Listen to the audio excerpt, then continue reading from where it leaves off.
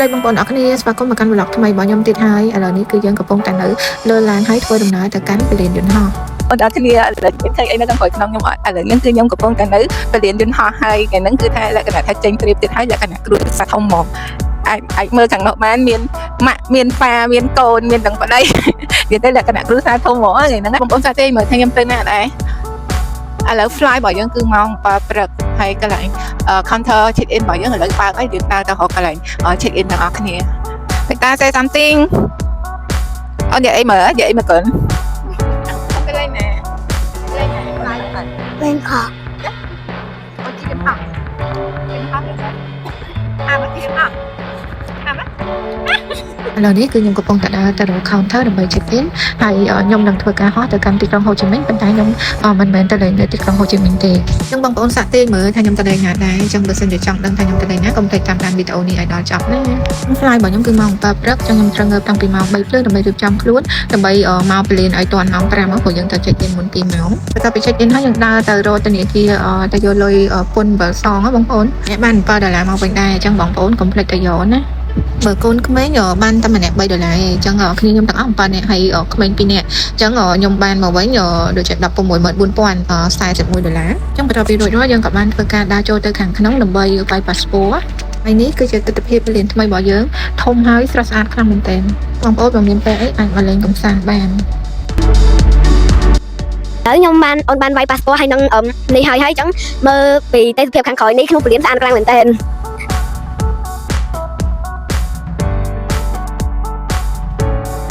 ប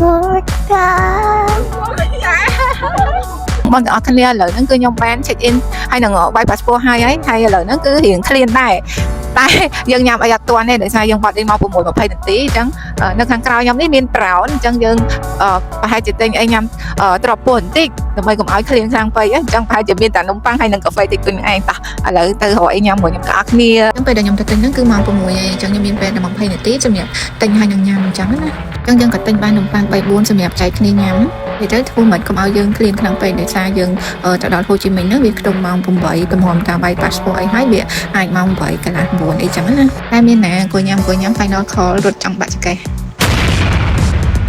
អត់អីទេជោគជ័យចុងក្រោយយើងបានមកទាន់យន្តហោះចឹង fly ទៅហូជីមិញហ្នឹងខ្ញុំជិះ Air Cambodia បងប្អូនរយៈពេលហោះតែ55នាទីទេហើយតម្លៃសម្រាប់យន្តហោះជា average ម្នាក់ខ្ទង់250អីហ្នឹងបើកូនក្មេងខុសគ្នាប្រហែលជាខ្ទង់$50អីដែរខ្ញុំឲ្យ agency book ឲ្យអញ្ចឹងគេ add margin ពីលើប្រហែលជាខ្ទង់$7អញ្ចឹងបើបងប្អូនចេះ book ខ្លួនឯងអាចបានទូថ្លៃជាងហ្នឹងអញ្ចឹងណាឥឡូវនេះគឺយើងចាប់ផ្ដើមមើលឃើញទីក្រុងហូជីមិញហើយអញ្ចឹងយើងមើលពីលើយន្តហោះទៅយើងឃើញផ្ទះរបស់គេច្រើនខ្លាំងមែនទែនអាចសបញ្ជាក់ថាប្រជាជននៅក្នុងទីក្រុងហូជីមិញហ្នឹងគឺច្រើនខ្លាំងអញ្ចឹងបន្ទាប់ពីធ្វើការហោះរយៈពេលខ្ទង់ប្រហែលជា50នាទីយើងបានមកដល់ពលានយន្តហោះនៅសៃកនហ្នឹងហើយតែយើងត្រូវជិះឡានក្រុងតចូលទៅក្នុងពលានណាបងប្អូនឥឡូវនេះគឺយើងបានដើរចូលទៅក្នុងពលានរបស់គេហើយសម្រាប់ពលាននៅសៃកនហ្នឹងឈ្មោះតាន់សញ្ញាតបងប្អូនយើងត្រូវបន្តដំណើរទៅរក immigration ដើម្បីវាយ passport ហើយពេលដែលខ្ញុំទៅហ្នឹងគឺអត់សូវមានមនុស្សដែរអញ្ចឹង process គេលឿនណាយើងវាយតាមផ្លេតហើយអញ្ចឹងបន្ទាប់ពីវាយ passport ហើយយើងនៅការងារមួយទៀតគឺដើរទៅយកបាលីរបស់យើងឥឡូវបាលីរបស់យើងចេញមកគ្រប់អស់ហើយអញ្ចឹងយើងធ្វើការដើរចេញទៅខាងក្រៅពលានដើម្បីរកតាក់ស៊ីជិះម្ដងចឹងសម្រាប់តាក់ស៊ីហើយនឹងស៊ីមកាតអីគឺយើងអត់ពិបាកទេគ្រាន់តែចេញក្រៅពលានហ្នឹងគឺក្រុមហ៊ុន agency ច្រើនមែនទែនបងអាចចូលទៅសួរព័ត៌មានគេទៅហើយ compare price គ្នាមើលព្រោះមុននឹងទៅយើងត្រូវរៀប plan រៀបអីចំណាយអាច compare price មើលថាវាប្រហែលនឹងអត់ចឹងកន្លែងនេះគឺខ្ញុំកំពុងតែសួរព័ត៌មានតាក់ស៊ីគេដោយសារយើងត្រូវជិះឡានតពីទីក្រុងហូជីមិញទៅកាន់ទីក្រុងដាឡាត់ចឹងឥឡូវដឹងថាខ្ញុំទៅណាហើយមែនទេតែដោយសារពលាននៅដាឡាត់ហ្នឹងគេផ្អាកដំណើរការបងប្អូនចឹងខ្ញុំត្រូវជិះពីតង់ជិះមកជិះយន្តហោះមកហូជីមិញមកតង់ហើយត្រូវជិះឡានតពីហូជីមិញហ្នឹងទៅដាឡាត់ចឹងមុននឹងធ្វើដំណើរតខ្ញុំសូមគេចូលញ៉ាំ breakfast សិនដោយសារម៉ោង8កន្លះចុង9អីដែរហើយចឹងពួកខ្ញុំក៏សម្រេចចិត្តញ៉ាំ phở ដោយសារតែ phở ហ្នឹងក៏ជាអាហារដើមដែលមានប្រភពចេញពីប្រទេសវៀតណាមនោះដែរចឹងយើងចង់សាកមើលថានៅខ្មែរនិងនៅវៀតណាមហ្នឹងរសជាតិខុសគ្នាមិនដែរនេះរសជាតិដើមគេហ្មងណាសម្រាប់ខ្ញុំរ៉េតឲ្យ9លើ10ដោយសារខ្ញុំក៏ជាអ្នកចូលចិត្ត phở ខ្លាំងដែរសម្រាប់តម្លៃរបស់គេចានតូចខ្ទង់$3ហើយចានធំខ្ទង់$10អីហ្នឹងនេះតម្លៃនៅពលានយន្តហោះបងប្អូនចឹងវាអាចថ្លៃជាងតម្លៃខាងក្រៅអញ្ចឹងបន្ទាប់ពីញ៉ាំរួចរាល់ពួកខ្ញុំក៏បន្តដំណើរទៅកាន់ទីក្រុងដាឡាត់ សម្រាប់តាក់ស៊ីដែលខ្ញុំជិះនេះមាន7កៅអីបងប្អូននិយាយទៅជាអៀតខ្លាំងដោយសារតែគ្នាខ្ញុំមាន7នាក់អីទាំងកូនទូទៅហើយបបោកទាំងតកង់ទៀតវា8នាក់ហើយនៅវ៉ាន់វ៉ាលីឡើង4 5វ៉ាលីទៀតនេះខ្ញុំស៊ូគេរឡានធំជាងនឹងដែរតែគេថាថ្លៃខ្លាំងហើយពួកខ្ញុំខ្ជិលញ៉ៃញ៉ៃតវ៉ាច្រើនក៏សម្រាប់ចិត្តជិះឡាននឹងហ្មងទៅអញ្ចឹងបន្ទាប់ពីជិះឡានអស់រយៈពេលប្រហែលជាខ្ទង់3ម៉ោងតកង់ឡានក៏គាត់បានចូលឲ្យយើងសម្រាកហើយគាត់សាកថ្មឡានអីផងហើយឲ្យយើងចូលបាត់ដៃបាត់ជើងអីផងអញ្ចឹងណានិយាយទៅដូចផ្សារគេមួយអញ្ចឹងបងប្អូននិយាយទៅដូចនៅផ្លូវលឿនលឿនយើងដែរអាកន្លែងឈប់សម្រាកយើងហ៎មានលក់របស់ច្រើនប្រភេទខ្ញុំក៏បានចូលទិញបានមួយឆាមួយកែវជាមួយនឹងពោតស្ងោរនេះបងប្អូនធ្លាប់តែញ៉ាំពោតស្ងោរនៅខ្មែរឥឡូវមកសាកពោតស្ងោរនៅវៀតណាមវិញមើលរសជាតិមិនដែររួចហើយយើងក៏បន្តដំណើរទៅមុខទៀតហើយបានមកផ្លែយើងក៏ដល់កន្លែងញ៉ាំបាយអញ្ចឹងកន្លែងញ៉ាំបាយនេះតកងឡានគាត់នាំខ្ញុំចូលកន្លែងធម្មតាបងប្អូនគណៈហាងតាមផ្លូវហើយអាហារបែប local អីអញ្ចឹងខ្ញុំបានហៅមកហូបគេ4មុខដូចក្នុងវីដេអូអញ្ចឹងបងប្អូនហើយសម្រាប់បាយរបស់គេដាំដាក់ខំចេះមួយអញ្ចឹងហ្មងម្នាក់មួយហើយរាប់ថាបាយគេឡើងជាតិបណ្ដោយតែបើមកហូបគេខ្ញុំអត់សូវចេះញ៉ាំទេចឹងសរុបហូប4មុខជាមួយនឹងបាយនឹងអស់ប្រហែលជាខ្ទង់$25បន្ទាប់ពីញ៉ាំរួចរាល់ពួកខ្ញុំក៏បន្តដំណើរទៀតដោយសារទៅតាឡាហ្នឹងគឺត្រូវចំណាយពេលខ្ទង់6ទៅ8ម៉ោងបងប្អូននេះទេសភាពតាមផ្លូវគេពុកពេញដោយភ្នំបឹងបួរហ្មងនិយាយទៅស្រស់ស្អាតខ្លាំងមែនទែនអត់ទាន់ដល់តាឡាទេប៉ុន្តែយើងឃើញចំហាយស្អាតមកបដាបដាទេសភាពញាក់បដ ாய் បងប្អូនទៅបើនៅខាងក្រៅស្អាតជាងក្នុងវីដេអូ10ដងហើយនេះតែកងឡានគាត់ឈប់ឡានឲ្យយើងចុះថតមួយផ្លេតដោយសារតែទេសភាពកន្លែងហ្នឹងស្អាតខ្លាំងនិយាយទៅផ្លូវទៅតាឡាហ្នឹងឡើងភ្នំចុះភ្នំរហូតហ្មងបងប្អូនផ្លេចប្រាប់តម្លៃតាក់ស៊ីសម្រាប់តាក់ស៊ីគេគិតតាមគីឡូហើយគេគិតតាមຂະຫນាតឡានទៀតដូចខ្ញុំទៅតាឡានេះពីហូជីមីញទៅប្រហែលជាខ្ទង់300គីឡូហើយខ្ញុំយកឡានប៉ាកៅអីអញ្ចឹងត្រូវចាយអស់ប្រហែលជាខ្ទង់4លានដុងគិតជាលុយដុល្លារខ្ទង់$152បងប្អូនក៏អាចជិះជាប្រភេទឡានក្រុងគេងពេលយប់ដែរតម្លៃធូរជាងនឹងចន្លោះខ្ទង់$16ទៅ$20ជាងអីហ្នឹងហើយនេះគឺយើងបានមកដល់ទឹកដីតាឡាហើយទេសភាពពិតជាស្រស់ស្រាយខ្លាំងមែនទែននិយាយទៅគ្រាន់តែចូលដល់ទីក្រុងតាឡាភ្លាមតែកងឡានគេបើកកញ្ចក់ឡានឲ្យយើងស្រូបខ្យល់អាកាសហ្មងបងប្អូនហើយសីតុណ្ហភាពគេក៏ល្អខ្លាំងដែរបងប្អូនអត់ត្រជាក់ពេកអត់ក្តៅពេកពេលយប់អាចចន្លោះពីខ្ទង់16ហើយពេលថ្ងៃក្តៅខ្លាំងហ្នឹងអាចចន្លោះខ្ទង់25 26អីហ្នឹងនិយាយទៅខ្ញុំពិតជាចូលចិត្តបរិយាកាសហើយនឹងបែបនឹងខ្លាំងមែនទែននិយាយទៅពោពេញដោយភ្នំដោយធម្មជាតិអាចនិយាយបានថាអត់មានកន្លែងណាដែលអត់ស្អាតសម្រាប់ខ្ញុំឥឡូវនេះគឺយើងចូលមកដល់ផ្លូវទៅឡើងទៅអូតែលរបស់យើងហើយនេះបរិយាកាសជាមួយនឹងទេសភាពនៅជុំវិញអូតែលរបស់ខ្ញុំហើយនេះអូតែលដែលខ្ញុំត្រូវគេងតែនេះឈ្មោះ The Miner Villa បងប្អូនបែបជាមួយនឹងការ design របស់គេបែបរៀងអឺរ៉ុបបុរាណណាបងមើលទៅឃើញតូចចឹងនេះតាមពិតគេធ្វើចុះទៅក្រោមមកដោយសារតែអូតែហ្នឹងគឺនៅលើភ្នំហ្មងនេះគឺយើងបានធ្វើការ check in ហើយយើងធ្វើការដើរឡើងទៅកាន់បន្ទប់របស់យើងទាំងអស់គ្នា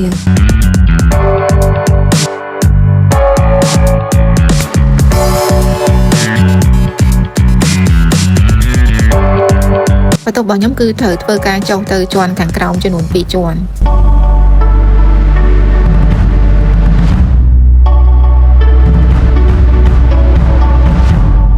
នេះយើងបានមកដល់បន្ទប់របស់យើងហើយអញ្ចឹងបងប្អូនចាំមើលបន្ទប់មួយខ្ញុំទាំងអស់គ្នាណាបងប្អូនទាំងអស់គ្នាឥឡូវនេះគឺយើងបានមកដល់បន្ទប់របស់យើងហើយឥឡូវនេះខ្ញុំចង់ review បន្ទប់បង្ហាញអ្នកនរគ្នាហើយតម្លៃសម្រាប់តម្លៃបន្ទប់នេះsurprise អត់បងប្អូនដោយសារតែតម្លៃតែ$35ទេតែអាចមើល video នៅជុំវិញបានអាចមើលបានហើយសំខាន់តម្លៃ35រៀលតែយើងអាចមើលឃើញ view city គេទាំងមូលហ្មងញ៉ែអត់អាចមើលបាន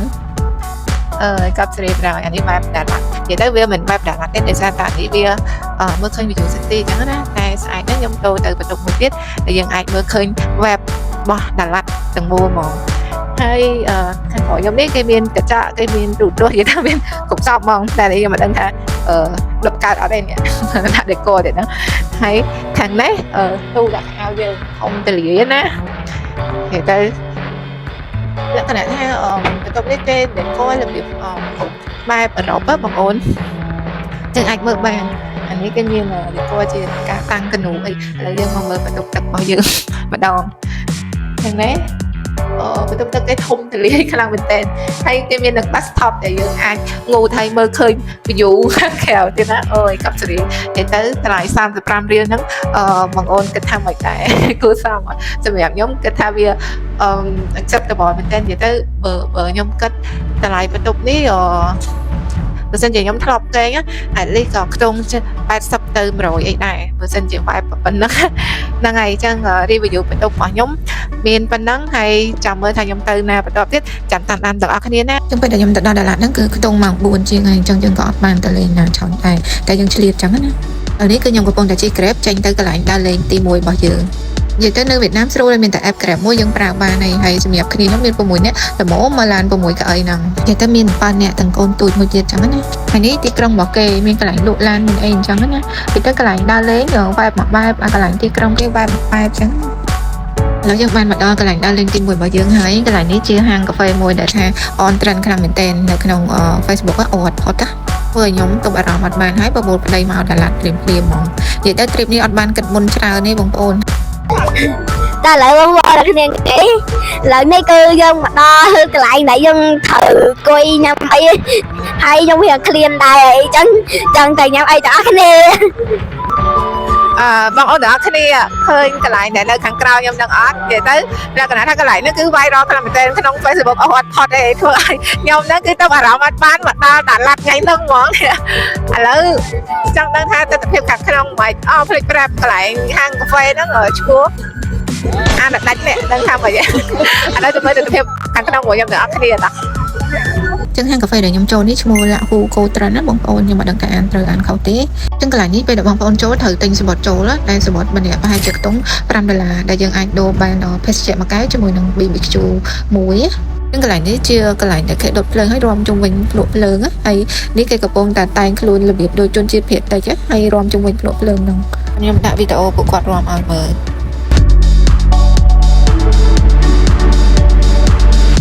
តពីទិញសម្បត្តិហើយពួកខ្ញុំក៏បានដើរចូលមកខាងក្នុងការរៀបចំតុបតែងនៅខាងក្នុងហ្នឹងគឺពិតជាស្រស់ស្អាតខ្លាំងមែនទែនពេលដែលយើងបានដើរចូលទៅយើងមានអារម្មណ៍ថាដូចយើងបានឆ្លងភពទៅកាន់ពិភពមួយទៀតចឹងណានិយាយទៅដោយសារតែបរិយាកាសជាមួយនឹងធម្មជាតិហើយបូករួមជាមួយនឹងការតុបតែងបន្ថែមធ្វើឲ្យកន្លែងហ្នឹងវាកាន់តែទាក់ទាញខ្លាំងចឹងណាបងប្អូនមកបច្ចុប្បន្នចិត្តបរិយាកាសជាមួយនឹងអាកាសធាតុនៅនឹងខ្លាំងមែនទែនខណៈថាយើងបានទៅម្ដងហើយ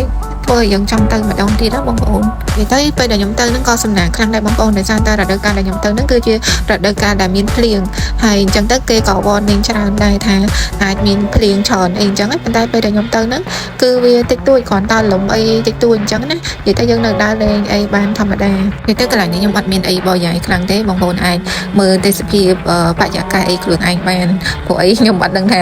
និយាយបរិយាយអីឲ្យលើសពីហ្នឹងណា តែខ្ញុំមានតែពាក្យមួយម៉ាត់ថាស្អាតខ្លាំងបងប្អូនមកគឺអត់ខកចិត្តទេចឹងបើសិនជាបងប្អូនមានពេលអីអាចសាកមកលេងបានបើបងប្អូនអត់ចង់ចំណាយច្រើនទេអាចជិះឡានសុតមកក៏បានដែរយើងជិះឡានពីភ្នំពេញទៅហូជីមិញហើយតពីហូជីមិញមកដល់ឡាននេះក៏បានដែរចាយអស់តិចជាងអញ្ចឹងណាបងប្អូនតែខ្ញុំសុខចិត្តជិះយន្តហោះមកបន្តង់ហើយបានជិះឡានតមកវិញដោយសារអត់ចង់ហត់ខ្លាំងណាហើយទៅមើលសកម្មភាពគេរួមលេងជាមួយខ្ញុំទាំងអស់គ្នា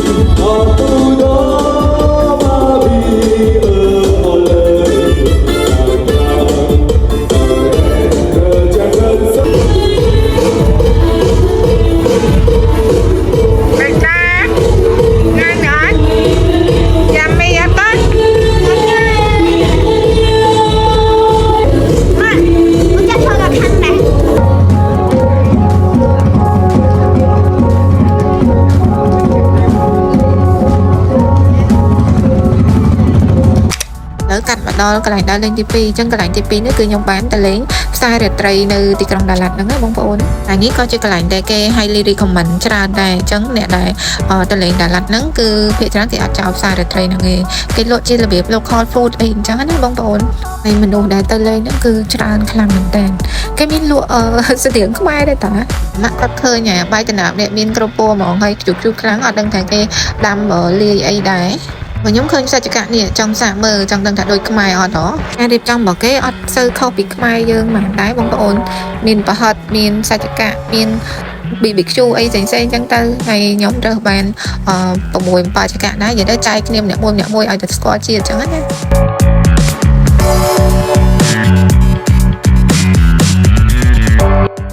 ដល់ចាំស្ដាប់ feedback នេះដែលភ្លក់ដំបូងគេនិយាយទៅអត់សូវលះសោះ Kita tak boleh nak counter. ងាញ់មែនងាញ់ដូចនៅខ្មែរងាញ់ដូចនៅខ្មែរឬជាបែបម៉េចប្រាប់មើលបែបទីឈួនបែបអីគេ Nhanh đôi. Em đi lúc mình ba phần cả lần quay phòng lần lên. Ai? Anh ăn ai rồi đó? Rồi trên bác sĩ choan này. ចឹងសម្រាប់រសជាតិអូខេបងប្អូនស្តៀងសាច់គោអាំងនៅខ្មែរយ៉ាងដែរ គឺខ្ញុំបានចូលញ៉ាំ dinner នៅផ្សាររាត្រីហ្នឹងហ្មងហើយខ្ញុំបានហៅជាប្រភេទ BBQ ចេះរបៀបគេអាំងភ្លាមមានបកាជាមួយនឹងអានោះសាច់អូទ្រីបងប្អូននិយាយទៅខ្ញុំបានហៅមកហូបប្រហែលជាខ្ទង់5 6មុខដែរនិយាយទៅរសជាតិអូខេទទួលយកបានព្រោះវាស្តៀងរសជាតិនៅខ្មែរដែរគេមានថែមគីមជីមានអីឲ្យគ្រាន់តែទឹកជ្រលក់គេវាអត់ដូចយើងអញ្ចឹងណាកូនខ្ញុំវិញឆ្ងាញ់តែបកានិយាយទៅណាឲ្យតែបានបកាគឺរស់ហើយសម្រាប់ម្ហូប5 6មុខហ្នឹងមានបកាអាំងមានអូទ្រីអាំងមានអីហ្នឹងសរុបលុយចុងក្រោយអស់1,200,000 ដុល្លារបើគិតជាមួយដុល្លារប្រហែលជាខ្ទង់ជិត$50យើងបន្ទាប់ពីញ៉ាំ dinner ហើយពួកខ្ញុំក៏បន្តដើរមើលគេតទៀតចឹងរបស់របរលក់ដូរអីក៏អត់សូវខុសអីពី street food ជាមួយផ្សាររាត្រីនៅខ្មែរដែរបងប្អូនមានរបស់ញ៉ាំរបៀប local មានកៅអៅមានអីចឹងទៅហើយនេះត្រេននិយាយថាត្រេនវិញគឺឃើញចង់គ្រប់កន្លែងហ្មងកន្លែងណាក៏មានលក់ដែរហើយខ្ញុំបានទិញសាកញ៉ាំដែរតែត្រេនគេអត់ឆ្ងាញ់ទេបងប្អូនសាបបដ ாய் សាបញ៉ាំអត់កើតបដ ாய்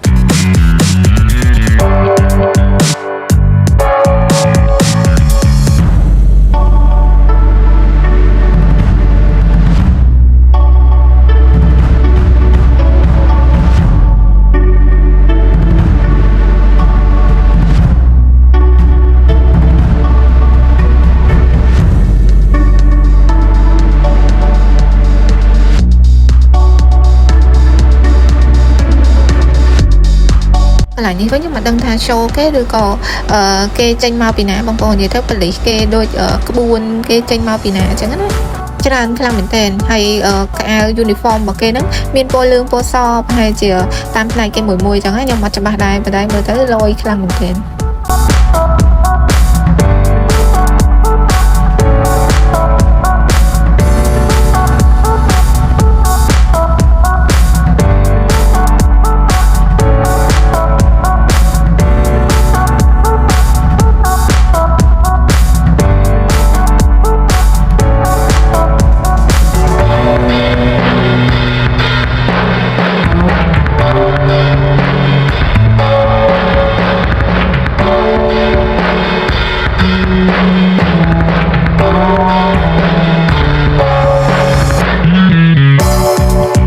ចែកម្លែកដំណើរកម្សាន្តរបស់ខ្ញុំថ្ងៃទី1នៅក្នុងប្រទេសវៀតណាមមានតែប៉ុណ្្នឹងទេបងប្អូនហើយកុំភ្លេចជួយ like ហើយ subscribe វីដេអូខ្ញុំផងហើយបើសិនជាបងប្អូនចង់ឲ្យខ្ញុំធ្វើវីដេអូតាក់ទងកន្លែងណាទៀតកុំភ្លេចជួយ comment នៅក្រោមវីដេអូផងណាអរគុណ